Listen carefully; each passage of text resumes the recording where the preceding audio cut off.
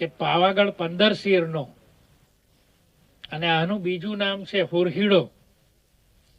આ 16 શેરનો, એટલે પાવાગઢ કરતા પણ 1 શેર વધારે છે, પણ આ જમીનની અંદર છે. એટલે આવનાર દિવસોની અંદર આપણું આ ટુરિઝમ ક્ષેત્રે એનો પણ વિકાસ થાય.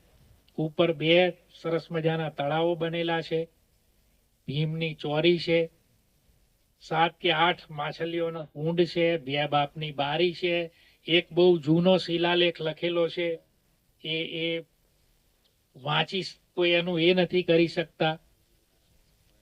એટલે આવનારા દિવસોની અંદર આપણું આ સ્થળ, હું આજે અહીંયાથી ભવિષ્યવાણી કરું છું કે આવનાર દિવસોની અંદર આપણું આ વિસ્તાર ભારતભરમાં ગુંજશે, ગુજરાતમાં તો ગુંજશે. મેં આ ફોરેસ્ટ વિભાગને, સોલંકી સાહેબને બધાને એટલે ખૂબ ખૂબ અભિનંદન આપું છું કે એમને નામ પણ માખનિયા રાખ્યું છે. નહીં તો આ તમે કંઈક પાછું બીજું નામ આપી દેતા, ત્યાં અમારી ઓળખનો સવાલ હતો. એટલે આ ઓળખ જાળવવા માટે હું આખા વિભાગને તમને ખૂબ ખૂબ અભિનંદન આપું છું.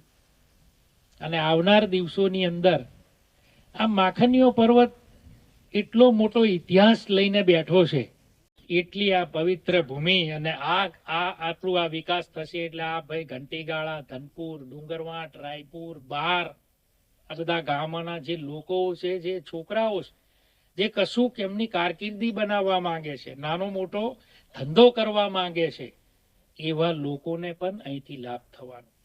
અહીં પ્રવાસીઓ આવવાના, એટલે એની પણ કંઈક સ્થાનિક લોકોને સાહેબ તાલીમ મળે.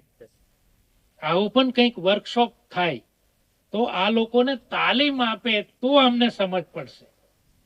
આ સાહેબ બને ઘણીક વાર બધાને ભજીયો, ઢેબરો, ચા બનાવતા આવડે બધાને, પણ આ ઘેર બનાવે.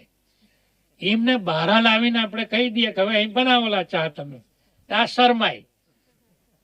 એટલે આ શરમ તોડવા માટે પણ આપણે કોઈ ટ્રેનિંગ કેમ્પ યોજીએ તો સ્થાનિક લોકોને આની રોજગારીનો લાભ મળે.